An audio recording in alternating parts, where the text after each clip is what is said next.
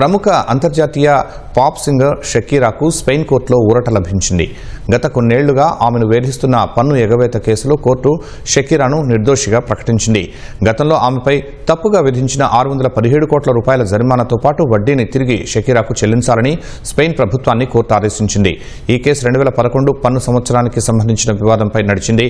ఆ ఏడాది షకీరా స్పెయిన్ దేశంలోనే నివసించారనే విషయాన్ని నిరూపించడంలో అక్కడి పన్ను అధికారులు విఫలమయ్యారని మాడ్రిడ్ కోర్టు పేర్కొంది. స్పెయిన్ చట్టాల ప్రకారం ఓ వ్యక్తి పన్ను పరిధిలోకి వచ్చే నివాసిగా గుర్తించాలంటే వారు ఓ సంవత్సరంలో కనీసం 183 రోజులు ఆ దేశంలో గడపాలి. కానీ 2011లో షకీరా 163 రోజులు మాత్రమే స్పెయిన్లో ఉన్నట్లు తేలింది. నిబంధనల ప్రకారం అవసరమైన రోజుల కంటే ఇది తక్కువ కావడంతో ఆమెపై పన్ను విధింపు చెల్లదని కోర్టు తీర్పునిచ్చింది.